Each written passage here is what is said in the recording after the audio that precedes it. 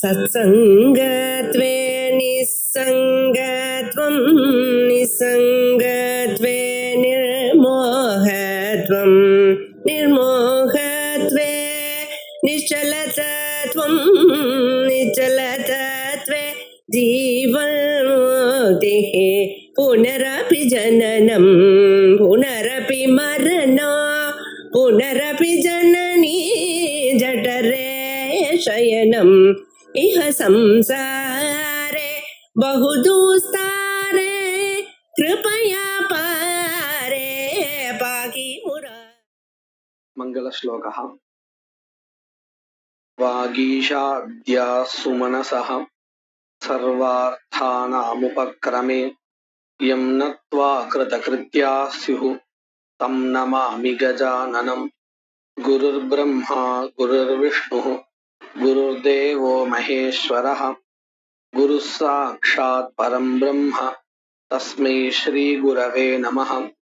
सूर्यनारायणं वन्दे देवीं त्रिपुरसुन्दरीं गुरूनधिगतार्थांश्च निरन्तरमहं भजे. இதுவரையில நாம ஆர்த்தி பாவனா அப்படிங்கிற விஷயத்தை பார்த்தோம். அதாவது எஜேத அப்படிங்கிற பதத்துல தாத்து எஜு தாத்து இருக்கு. அதுக்கப்புறம் ஒரு பிரத்யயா இருக்கு. அந்த பிரத்யயத்துல அம்சத்வயம் இருக்கு அப்படிங்கிறத பார்த்தோம். அதாவது ஆக்யாதாம்சா அதே மாதிரி லிங்கம்சா அப்படின்னு ரெண்டு அம்சம் இருக்கிறதா பார்த்தோம். அதுல ஆக்யாதத்வாம்சேன ஆர்த்தி பாவனா உச்சதே அப்படிங்கிறதையும் பார்த்தோம். அதுக்கப்புறம் இன்னொரு அம்சமாக இருக்கக்கூடிய லிங் அம்சா அந்த அம்சத்தினால சாப்தி பாவனா உச்சதே அப்படிங்கிற வரையில் பார்த்தோம். அதே மாதிரி இந்த ஆர்த்தி பாவனா அதுல அம்சத்ரயம் இருக்கு. அதுல முதல் அம்சமாக இருக்கக்கூடிய ஆகாங்ஷாவாக இருக்கக்கூடிய சாத்தியாகாங்ஷா, அந்த சாத்தியாகாங்ஷாவுல ஸ்வர்காதி பலன் சாத்தியமாக அன்வயிக்கிறது. அடுத்ததாக சாதனாகாங்ஷா, அதுல யாகாதி தாத்வர்த்தா சாதனத்வேன அன்வேதி அப்படின்னு சொன்னோம். அடுத்ததாக இதிகர்த்தவியதா காங்ஷா, இதுல பிரயாஜாதி அங்க யாகங்கள் அன்வயிக்கின்றன அப்படிங்கிறதாக பார்த்து முடிச்சோம். இப்போ அந்த பிரத்யத்தினுடைய இன்னொரு அம்சமாக இருக்கக்கூடிய லிங்கம்சா இருக்கே, அந்த லிங்கம்சத்தினுடைய அர்த்தமாக இருக்கக்கூடிய சாப்தி பாவனா அது விஷயமாக இப்போ நம்ம கிரந்தத்துல பார்க்க போறோம். சயேவ லிங் பிரத்யயः லிங்த்வாவச்சேதேன சப்த பாவனாம் பிரேரணாख्याம் அபிதத்தே. சயேவ லிங் பிரத்யயः அப்படின்னு என்ன அர்த்தம்? முன்னாடி நாம எஜேதா அப்படிங்கிற பதத்தை எடுத்துண்டு அதுல இருக்கக்கூடிய அந்த திங் பிரத்யயாவை எடுத்துண்டு அந்த பிரத்யத்துல ரெண்டு அம்சம் இருக்குன்னு சொன்னோம். அந்த பிரத்யம் தான் இந்த ரெண்டு விஷயங்களையுமே சொல்றது. அதாவது ஆர்த்தி பாவனாவையும் அந்த பிரத்யம் தான் சொல்லி கொடுக்கறது, சாப்தி பாவனாவையும் அதுதான் சொல்லி கொடுக்கறது. ஆனா அங்க ஒரு சின்ன கவனிக்க வேண்டிய விஷயம் இருக்கு. அந்த பிரத்யா ஆக்யாதத்துவ ரூபேன ஆக்யாதத்வாம்சேன ஆர்த்தி பாவனாவை சொல்றது, அபிதத்தே சொல்லுகிறது. அதே சமயம் அதே பிரத்யா லிங்கம்சத்தினால சாப்தி பாவனாவை சொல்றது. அதுதான் இங்க பங்கில சொல்றா. சயேவ லிங் பிரத்யா யஜேத அப்படிங்கிற பதத்துல இருக்கக்கூடியதான அந்த விதிலிங் பிரத்யா லிங்த்வாவச்சேதேன லிங்த்வாம்சேன சப்த பாவனாம் அபிதத்தே சப்த பாவனாவை அதாவது சாப்தி பாவனாவை அபிதத்தே சொல்லுகிறது. அந்த சப்த பாவனாவைத்தான் பிரேரணா அப்படிங்கிற பதத்தினாலையும் நாம சொல்றோம். பிரேரணான்னா என்னது அப்படின்னு சொன்னா, நம்ம லோகத்திலே விவகாரம் பண்றோம் இல்லையா, இதை செய் அப்படின்னு சொல்லும் பொழுது ஏவல், அதாவது அவனை இந்த விஷயத்தை செய்யும்படி செய்யறது, அதுதான் பிரேரணா. இப்படி நம்முடைய வாக்கியத்தை கேட்டுட்டு எதிரில இருக்கிறவன் ஒரு காரியத்தை செய்யறான் இல்லையா, அதுதான் பிரவருத்தின்னு நாம சொல்லிட்டு இருக்கோம். அப்போ பிரேரணா அப்படின்னா ஏவல். சாப்தி பாவனான்னாலும் அதேதான் அர்த்தம். அத நமக்கு இங்க கிரந்தக்காரரே காமிச்சு கொடுக்கிறார். லோகே அபி காம் ஆனய இதி ஆச்சாரிய வாக்கிய ஸ்ரவணானந்தரம் அயம் ஆச்சார்யः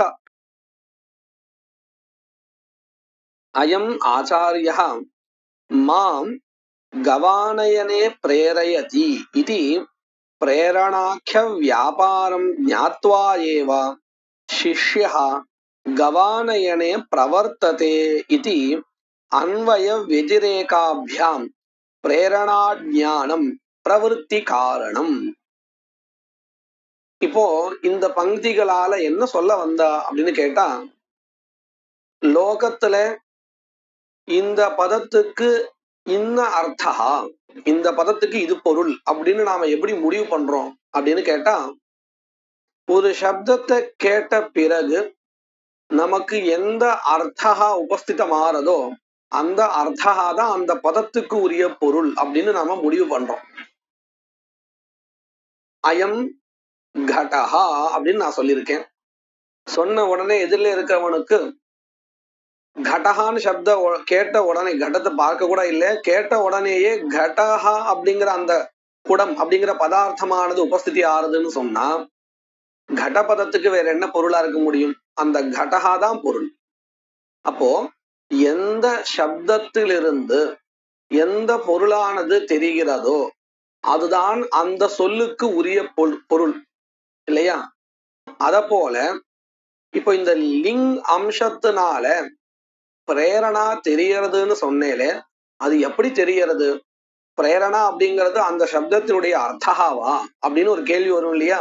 அதற்கு விளக்கம் கொடுக்கிற, ஆமாம், இந்த லிங் சப்த பிரத்யா இருக்கே, அந்த பிரத்யத்துக்கு லிங் அம்சத்துக்கு பிரேரணா அர்த்தா அப்படின்னு சொல்றார். ஏன்? லோகத்துல அப்படித்தானே விவகாரம் தெரியறது. அதாவது ஒரு ஆச்சாரியன் சிஷ்யனை பார்த்து சொல்றார், காம் ஆனைய, பசுமாட்டை கொண்டு வா, அழைத்து வான் அப்படின்னு சொல்ற.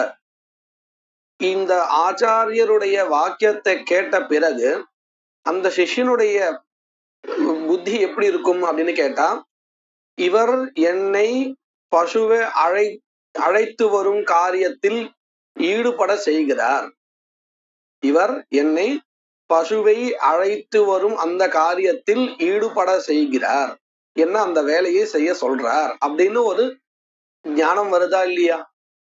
சரி, இந்த ஞானம் எந்த சப்தத்திலிருந்து வந்தது அப்படின்னு கேட்டா, இந்த ஆனைய கொண்டு வா அப்படிங்கிற ஒரு கட்டளை சொல்றதுக்கு உண்டான ஒரு பதம் இருக்கே, அதுல இருந்து வந்தது.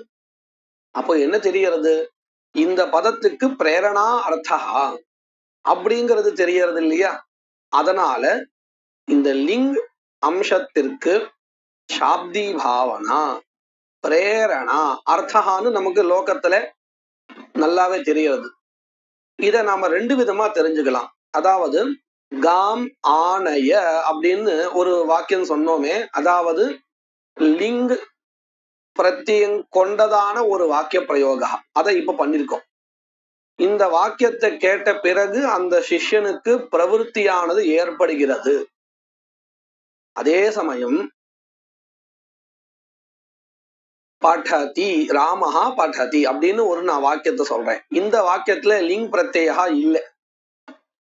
இந்த வாக்கியம் யாரை பார்த்து சொல்றேன்? எதிரில் இருக்கக்கூடிய சிஷ்யனை பார்த்து நான் சொல்றேன். அவன் இந்த வாக்கியத்தை கேட்கிறான். கேட்டதுக்கு அப்புறம் அவனுக்கு ஏதாவது ஒரு பிரவருத்தி வருமோ, இவர் என்ன இந்த காரியம் செய்ய சொல்றார் அப்படிங்கிற ஞானம் வருமோ? கண்டிப்பாக வராது. ஏன் வராதுன்னா, ராமஹா படத்தின்னு தான் சொல்லியிருக்கேன். அதாவது பிரேரணாவை சொல்லக்கூடிய, சாப்தி பாவனாவை சொல்லக்கூடிய பதம் அங்க எதுவுமே இல்லை. ஒருவேளை நான் இப்படி சொல்லியிருந்தால் படேஹே துவம் படேஹே நீ படிப்பாயாகன்னு சொன்னா அவனுக்கு இவர் நம்மளை படிக்க சொல்றார், ஒரு காரியம் பண்ண சொல்றார் அப்படிங்கிற ஞானம் வரும். ஆனா நான் அப்படி சொல்லல. அதாவது லிங் பிரத்யயத்தை கொண்ட வாக்கியத்தை நான் பிரயோகப்படுத்தல. அப்ப நமக்கு ரெண்டு விஷயம் தெரியறது. ஒண்ணு, லிங் பிரத்யயத்தை கொண்ட பதம் பிரயோகித்தால் எதிரில இருக்கிறவனுக்கு ஒரு பிரவருத்தி வர்றது, இதை இவர் நம்மை செய்ய சொல்கிறார் அப்படிங்கிற ஞானம் வருது. அதே சமயம் லிங் பிரத்யயத்தை கொண்ட பதத்தை சொல்லலைன்னா அவனுக்கு எந்தவித பிரவருத்தியும் வர்றதில்லை, சொல்றது கேட்டுக்கிறான் இல்லையா? அப்போ இதுதான் அன்வயகா வெதிரேகான்னு சொல்லுவா. அன்வயகான்னா என்னது? லிங் கடிதமான வாக்கியத்தை சொல்லும் பொழுது அது அன்வயகான்னு சொல்லுவோம். லிங் பிரத்யா இருக்கு இல்லையா, பாவகா அன்வயகான இருத்தல்னு வச்சுப்போம். அந்த பதம் இருக்கு இருந்தால் எதிரில இருக்கிறவனுக்கு இவன் என்னை காரியம் செய்ய சொல்கிறான் அப்படிங்கிற எண்ணம் வருது. வெதிரேகா அபாவகா, அதாவது லிங் பிரத்யம் இல்லாத சமயத்துல அப்படி ஒரு ஞானம் வர்றதில்லை. அப்போ லிங் இருந்தால் வேலை செய்ய சொல்றாங்கிற ஞானம் வருது, இல்லைன்னா அந்த ஞானம் வர்றதில்லை. இப்போ இந்த ரெண்டுத்தையும் வச்சு நம்ம என்ன தெரிஞ்சுக்கலாம் அப்படின்னு கேட்டால், இந்த லிங் பிரத்யத்துக்கு பிரேரணா, சோதனா, சாப்தி பாவனா, அர்த்தகான்னு நமக்கு நல்லா தெரியறது. இப்படித்தானே நாம ஒவ்வொரு சப்தத்துக்கும் அர்த்தத்தை கிரகிச்சுக்கிறோம். அதத்தான் இங்க கிரந்தக்காரர் காமிச்சு கொடுக்கிறார். லோகே அப்பி, லோகத்திலும் கூட, காம் ஆனய பசுவை கொண்டு வா இதி ஆச்சாரிய வாக்கிய ஸ்ரவணானந்தரம் என்றதான, அதாவது காம் ஆனய என்றதான ஆச்சாரியனுடைய வாக்கியத்தை கேட்ட பிறகு, அயம் ஆச்சாரியா இந்த ஆசிரியர், மாம் என்னை, கவானயனே பசுவை அழைத்து வரும் அந்த வேளையில், பிரேரயதி என்னை அனுப்பி வைக்கிறார், என்னை அந்த வேலையை செய்யும்படி செய்கிறார், இதி என்று பிரேரணாக்கிய வியாபாரம் ஞாத்வா இவர் என்னை வேலை செய்ய சொல்றார் என்கின்றதான அந்த வியாபாரத்தை, அந்த விஷயத்தை ஞாத்வா ஏவா தெரிந்து கொண்டுதான், சிஷ்யா சிஷ்யன் கவானயனே அந்த பசுவை அழைத்து வரும் செயலில் பிரவர்த்ததே ஈடுபடுகிறான், இதி என்பதினால் அன்வய வெதிரேகாபியாம். இதைத்தான் நம்ம சொன்னோம். அன்வய வெதிரேகாபியாம் என்ன அர்த்தம்? லிங் இருக்கும் பொழுது அன்வயத்தினா இருக்கு அப்படிங்கறதுனால நமக்கு காரியம் தெரியறது, அவன் பிரவர்த்திக்கிறான். இல்லாத சமயத்துல அவன் பிரவர்த்திக்கல.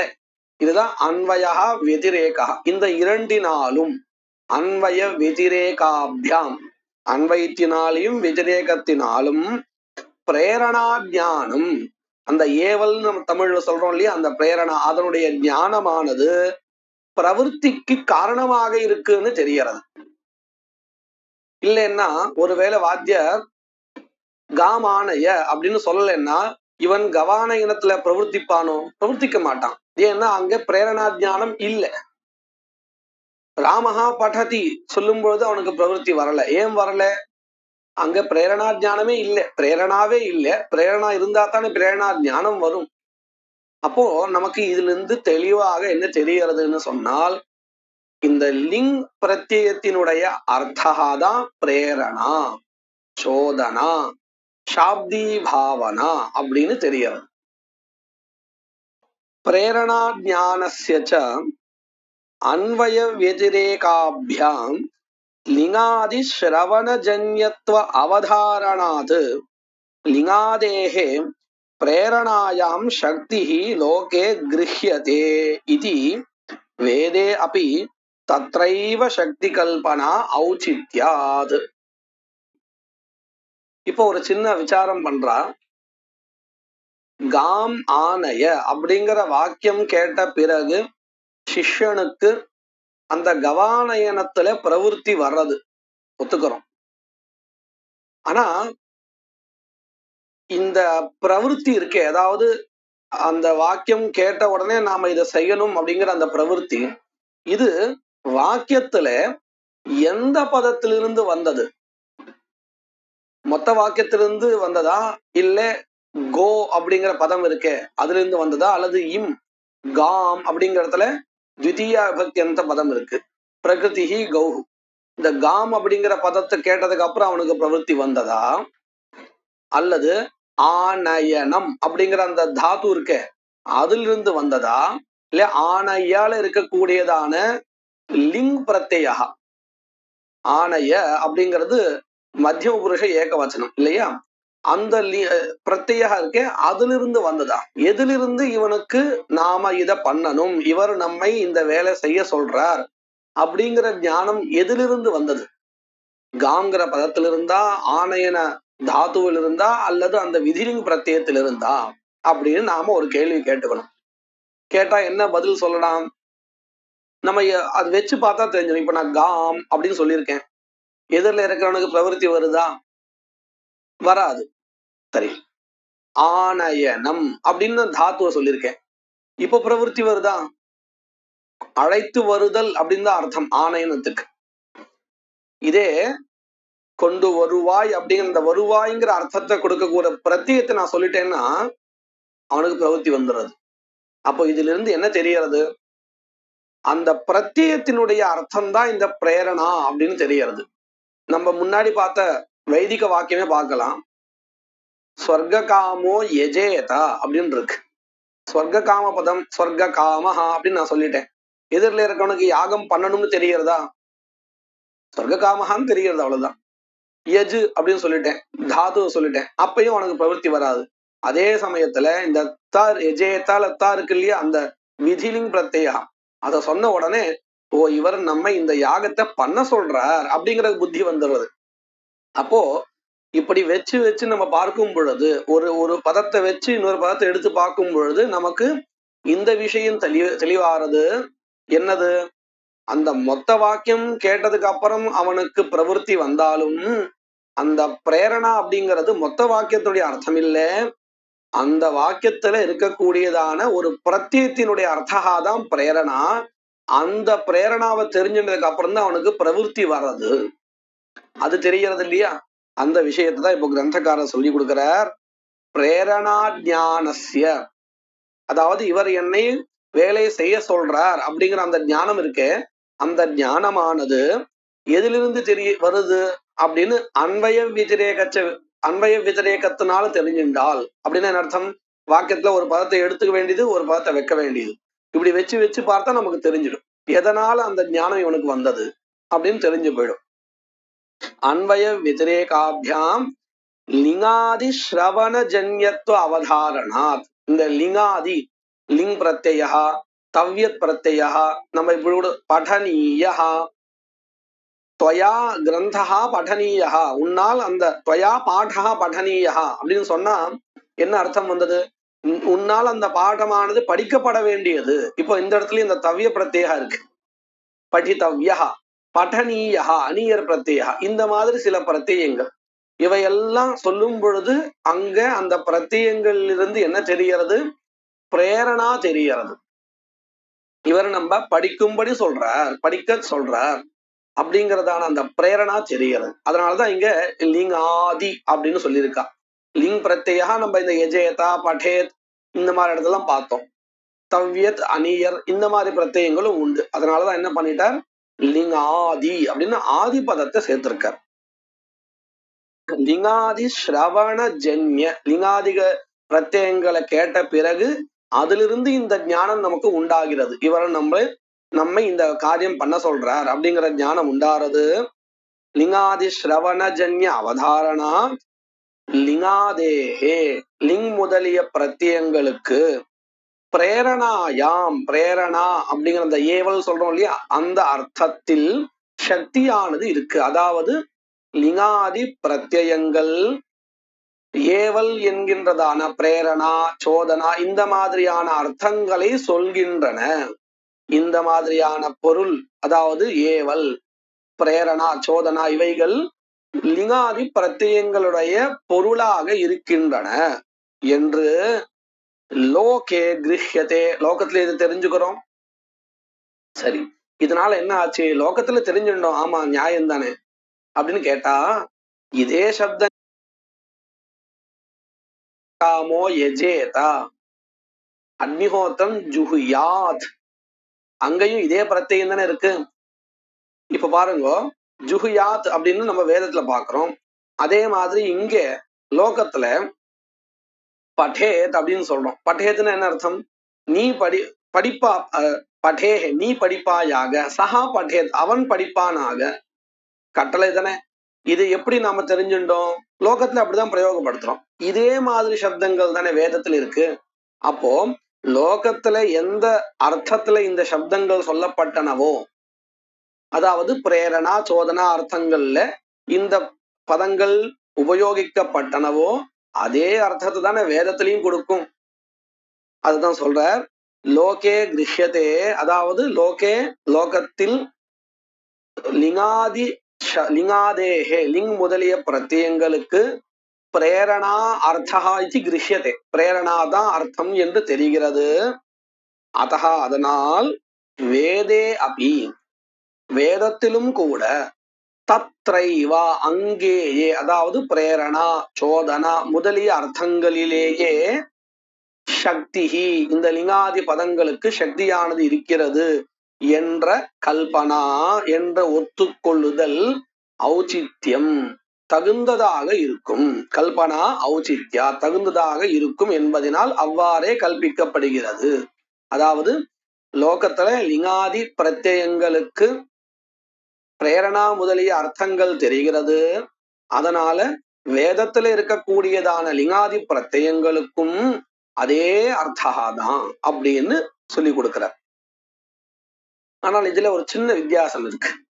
இயாம்ஸ்து விசேஷா, என்ன விசேஷா?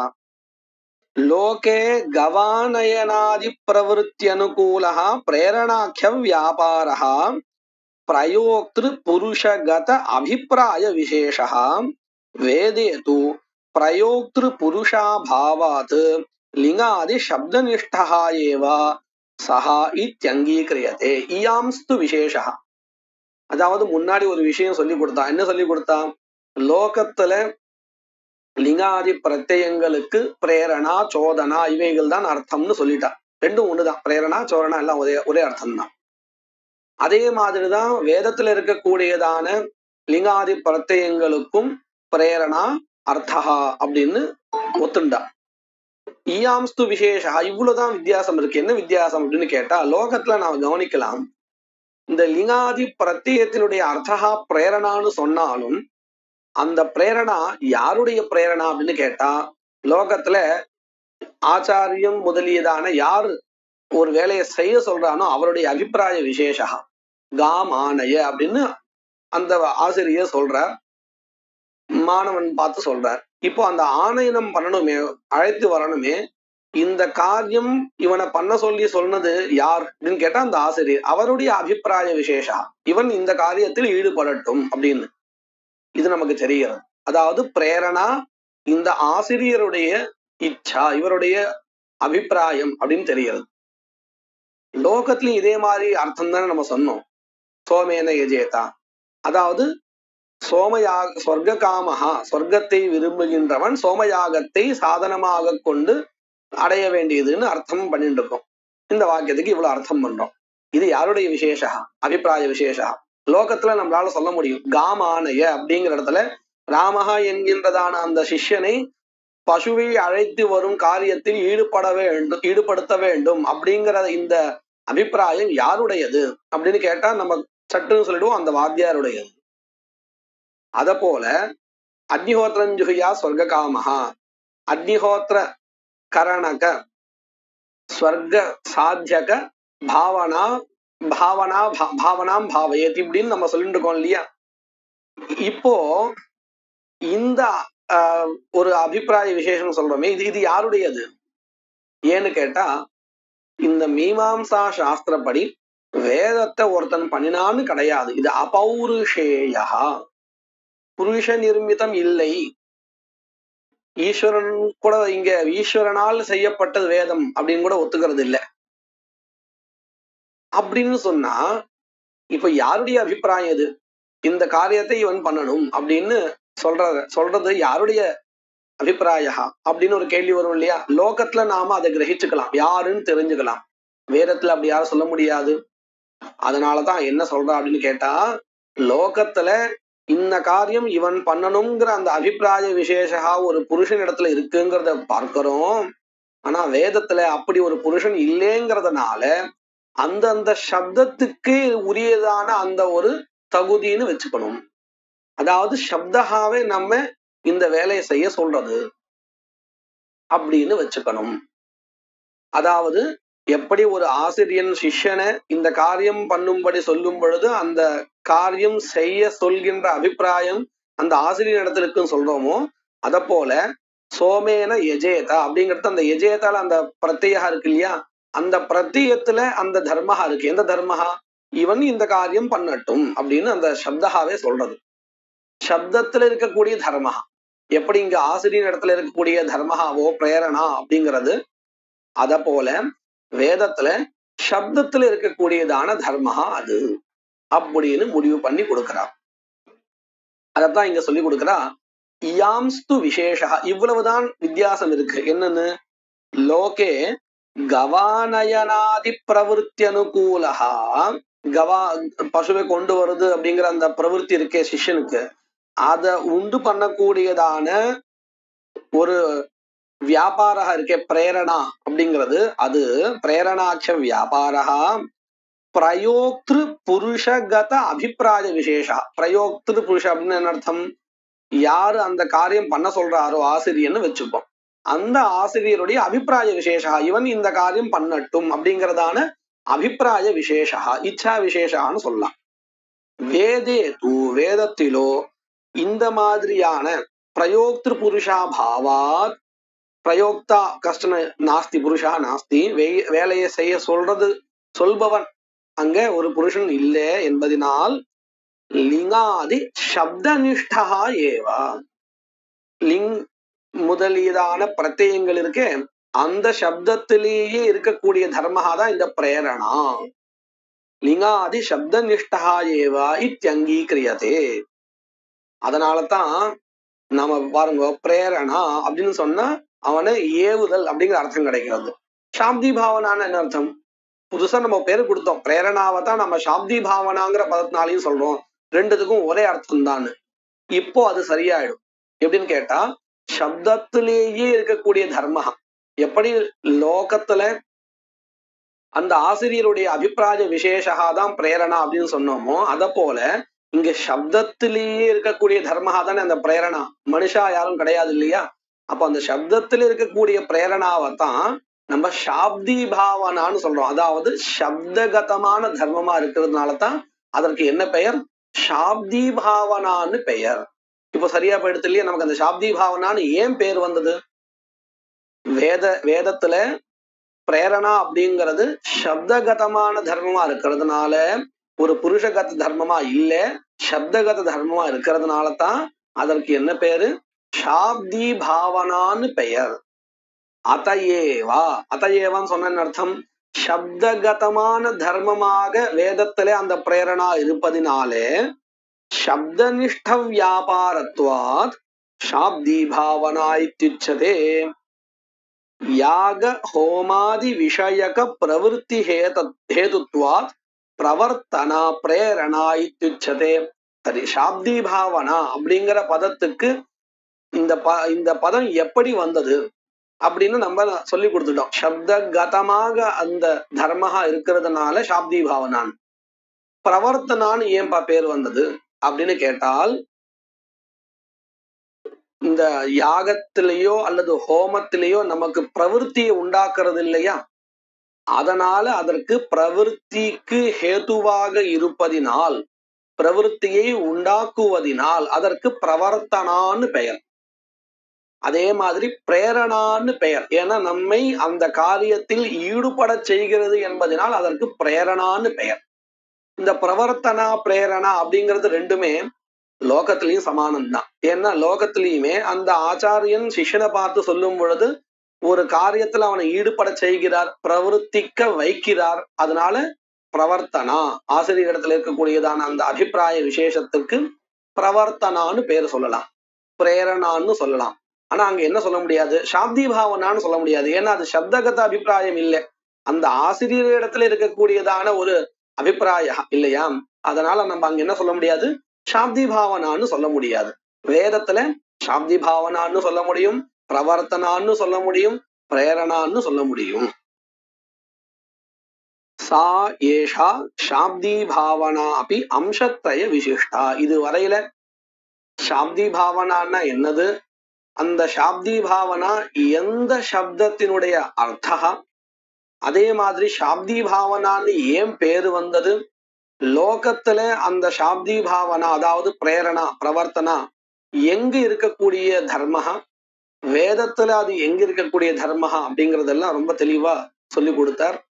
இப்போ முன்னாடி ஆர்த்தி பாவனா எப்படி அம்சத்ரய விசிஷ்டமா இருக்குன்னு சொல்லி கொடுத்தாரோ அதே மாதிரி இங்கேயும் சொல்லி கொடுக்கிறார். சா ஏஷா சாப்தி பாவனா, இப்பேற்பட்ட இந்த சாப்தி பாவனாவானது அம்சத்ரய விசிஷ்டா, 3 அம்சங்களை கொண்டதாக இருக்கிறது. தத்ர புருஷ பிரவருத்தி ரூப அர்த்த பாவனா பாவ்யத்வேன அன்வேதி. இந்த 3 அம்சங்களுடன் கூடியதுன்னு சொன்னோமே, அந்த 3 அம்சங்கள் என்ன அப்படின்னு கேட்டா முன்னாடி சொன்னது போலதான், பாவ்யம், சாதனம், இதி கர்த்தவ்யதா இப்படின்னு 3 அம்சங்கள்.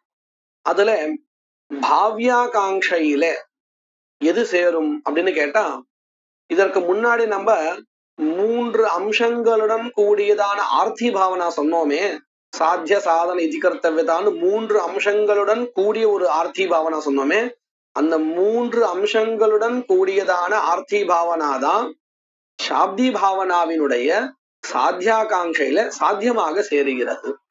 இது நம்ம லோகத்திலே பார்க்கலாம்.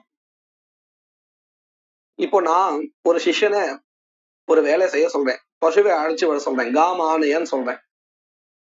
இப்போ அவனுக்கு பிரவருத்தி வரும். அந்த பிரவருத்தியில அதாவது ஆர்த்தி பாவனா, பிரவருத்தியை தான் நம்ம ஆர்த்தி பாவனான்னு சொல்றோம்.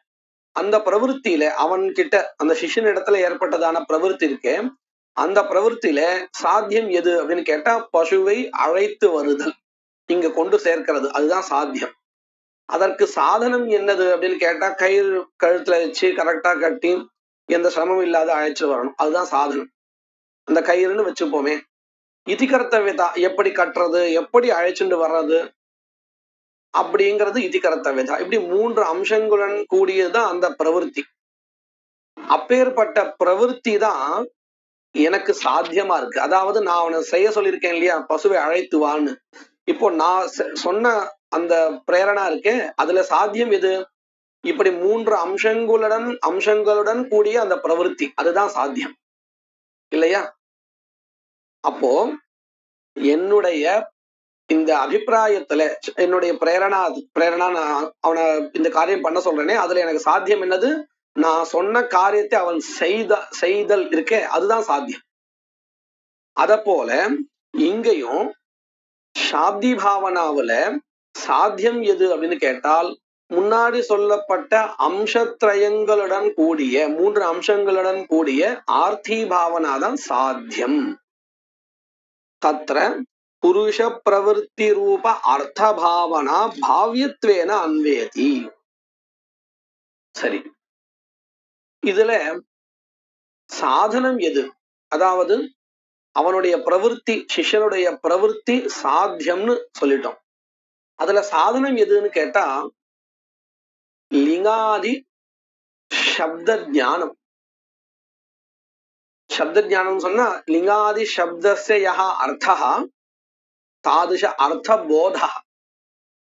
ஏன் அப்படின்னு பாருங்க. இப்ப நான் அவன்கிட்ட சிஷ்யனை பார்த்து சொல்றேன், காம் ஆனய அப்படின்னு நான் சொல்றேன்.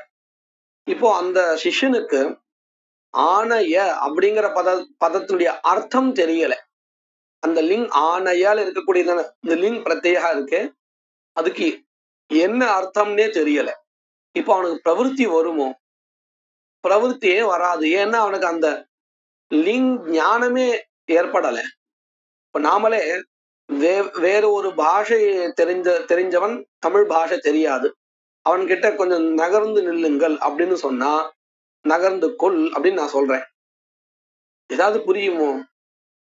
அவருக்கு என்னுடைய பேச்சு கேட்கக்கூடாதுங்கிற எண்ணம் எல்லாம் இல்லை, ஆனாலும் அவருக்கு புரியல, அந்த பாஷை தெரியல. அதாவது அந்த பாஷையில நகர்ந்து கொள் அப்படிங்கிற அந்த நகர்ந்து கொள்ள இருக்கக்கூடியதான அந்த கட்டளை இருக்கே, அத அந்த அந்த விகுதின்னு சொல்றோம் இல்லையா, அந்த விகுதியினுடைய அர்த்தம் அவருக்கு தெரியல.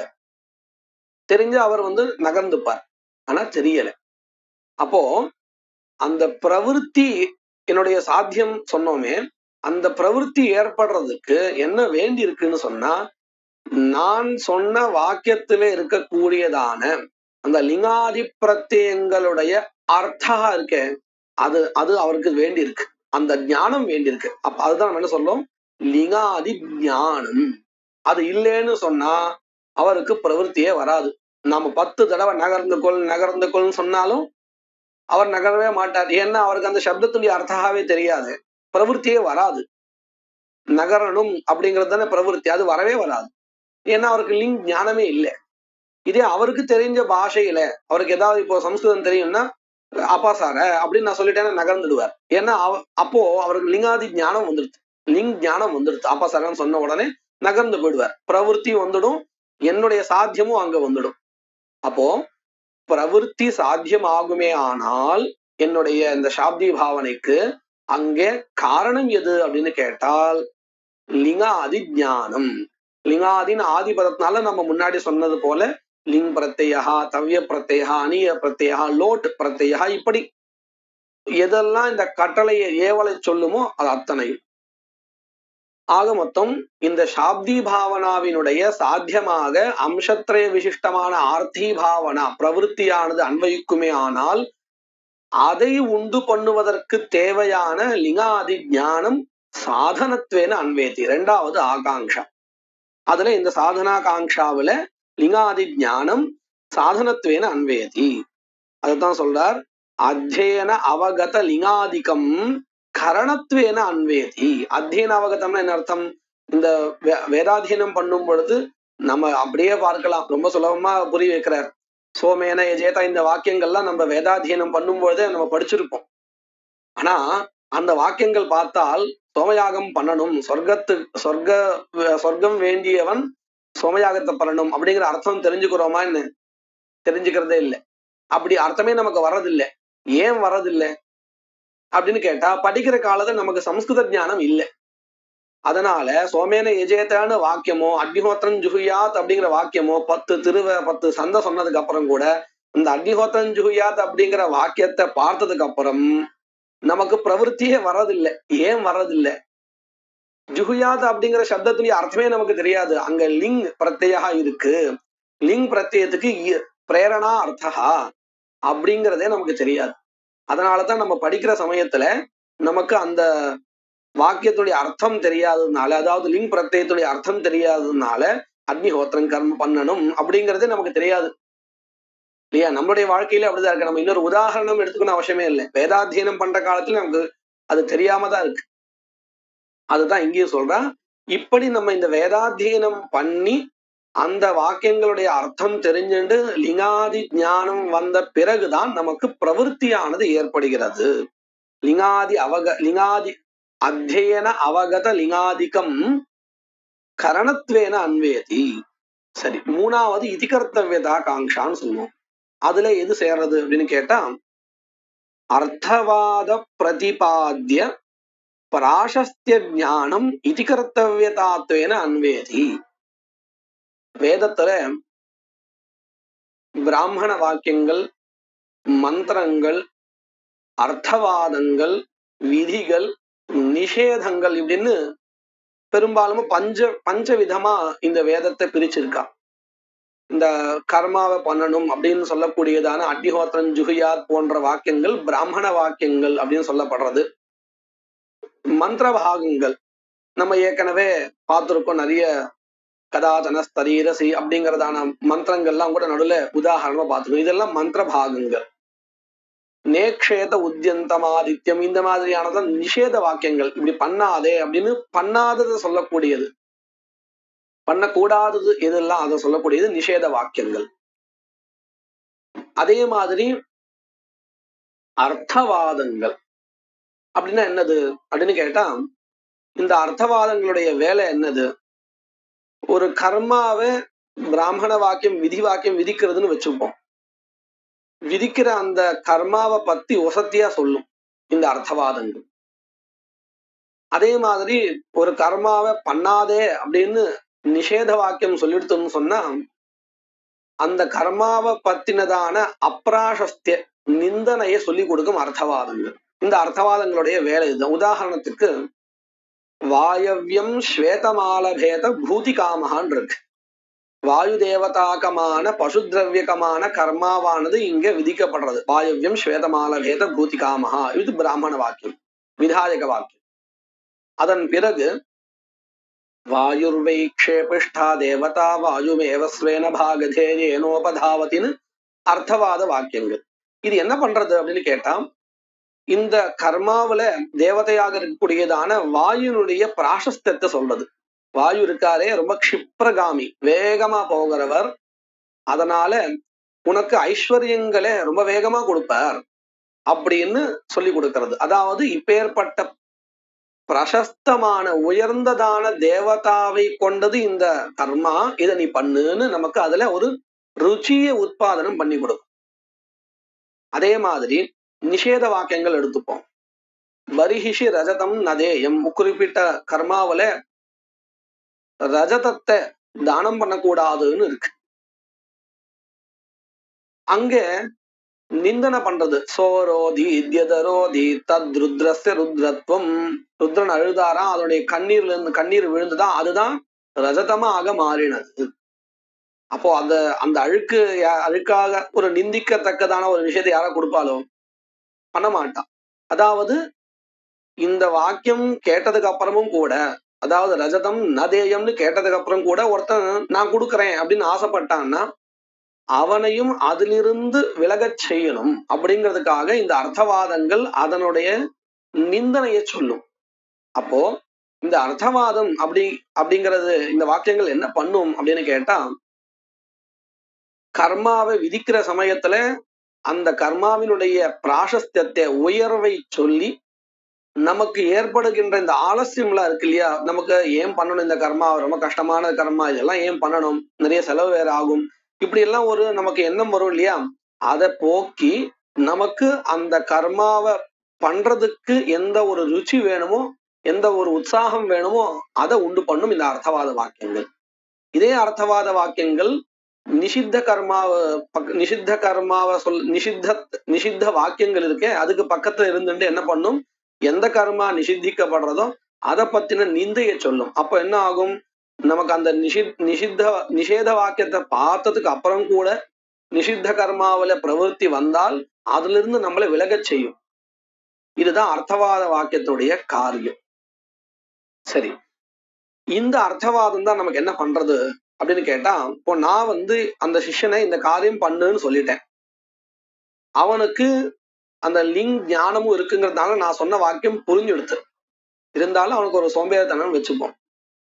ஏன் இந்த காரியம் பண்ணணும், ரொம்ப கஷ்டமான காரியமா இருக்கு, அங்கிருந்து இவ்வளவு தூரம் கூட்டுட்டு வரணுமே, அப்புறம் பாத்துக்கலாமே அப்படின்னு ஒரு எண்ணம் ஏற்படும்.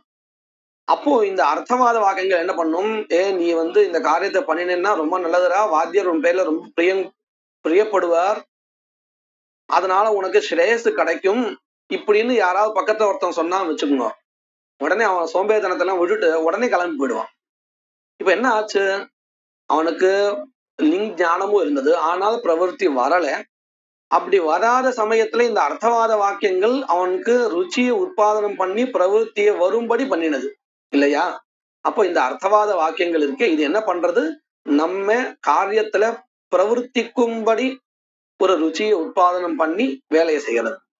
இந்த அர்த்தவாத வாக்கியங்கள் இருந்து உண்டான அந்த பிராசஸ்திய ஞானம் இருக்கே, உயர்வு, அப்படி இந்த கர்மா உயர்வானது ஏதாவது ஒரு வகையில இந்த கர்மாவில் இருக்கிற தேவதைய உயர்வாக சொல்லியோ அல்லது கர்மாவையே நேரடியாக சொல்லியோ, சில இடத்துல கர்மாவையே கூட சொல்லுவார். இந்த கர்மா பிரஜாபதி தேவதா அனுஷ்டிச்சார், அவருக்கு அந்த கர்மாவை பண்ணினதுக்கு அப்புறம்தான் இந்த பிரஜைகளை சிருஷ்டி பண்ணக்கூடிய சாமர்த்தியமே வந்தது, அப்பேற்பட்ட கர்மா இது அப்படின்லாம் கூட நேரடியா கர்மாவே போற்றப்படுகின்றதான அர்த்தவாதங்களும் இருக்கு. ஏதாவது ஒரு வகையில அதனுடைய பிராசஸ்தத்தை சொல்லும். அதாவது கர்மா விதிக்கிற சமயத்துல, கர்மா நிந்திக்கிற சமயத்துல அதனுடைய அப்ராசஸ்தியம் நிந்தனைய சொல்லும். இப்படி இருக்கக்கூடியதான அர்த்தவாத வாக்கியங்கள் இருக்கே, இந்த வாக்கியங்களிலிருந்து உண்டாகின்றதான உயர்வான ஞானம், அந்த கர்மா பற்றியதான உயர்வான ஞானம், பிராசஸ்திய ஞானம்னு சொல்லுவோம். அதுதான் மூன்றாவது ஆகாங்ஷாவாக இருக்கக்கூடிய இதிகர்த்தவியத ஆகாங்ஷையில சேருகிறது. அப்போ இந்த சாப்தி பாவனாவினுடைய சாத்தியாகாங்ஷையில அம்சத்ரய விசிஷ்டமான ஆர்த்தி பாவனா பிரவருத்தியானது சாத்தியமாக சேருகிறது. அங்க சாதனமாக லிங்காதி ஞானமானது சேருகிறது. இதிகர்த்தவியதாகாங்ஷாவில் அர்த்தவாத ஜன்ய பிராசஸ்திய ஞானம் இதிகர்த்தவியதாத்வேன அன்வேதி. இது விதி ஸ்தலத்துல, நிஷேத ஸ்தலத்துல, பிரவருத்தி ஸ்தானத்துல நிவர்த்தி தான் சாத்தியம். லிங்காதி ஞானம் நம்ம சொன்னோமே, அங்க நன்கடித லிங்காதி ஞானம், நதேயம் அப்படின்னு நன்கடிதமான லிங்காதி ஞானம், அதுதான் நிவர்த்தனான்னு சொல்லுவோம். பிரவர்த்தனான்னு இங்க எப்படி விதி ஸ்தலத்தை சொல்றோமோ அத போல நிவர்த்தனான்னு சொல்லுவோம். அந்த நிவர்த்தனா ஞானம் தான் அந்த இடத்துல சாதனமாக அன்வயிக்கும். இங்க எப்படி பிராசஸ்தியம் இதிகர்த்தவியதையா அன்வயிக்குமோ அங்க அப்ராசஸ்தியம் நிந்தா ஞானம் இதிகர்த்தவியதையாக அன்வயிக்கும். இப்படியாக பிரவர்த்தனா நிவர்த்தனா வேறுபடுறது இந்த நிவர்த்தனா விஷயத்துல பின்னாடி நம்ம பார்க்க போறோம் இதே கிரந்தத்துல. அதனாலதான் இப்போ வெறுமனே சாப்தி பாவனா விஷயத்திலே நம்ம பேசிட்டு இருக்கோம்.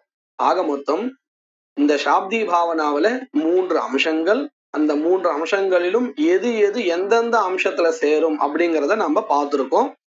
அதத்தான் இங்க சொல்லியிருக்கா. மூணாவதாக அர்த்தவாத பிரதிபாத்திய, அர்த்தவாதத்தினால தெரிகின்றதான பிராசஸ்திய ஞானம் இதிகர்த்தவியதாத்வேன அன்வேதி அப்படிங்கிறதாக இந்த 3 அம்சங்களிலும் எந்தெந்த விஷயங்கள் சேருகின்றன அப்படிங்கிறத சொல்லியிருக்க. மேற்கொண்டு நம்ம நாளைக்கு பார்க்கலாம். மங்கள ஸ்லோகா. சூரியநாராயணம் வந்தே தேவீம் திரிபுர சுந்தரீம் குருநதிகதார்த்தாம்ஸ்ச நிரந்தரமஹம் பஜே.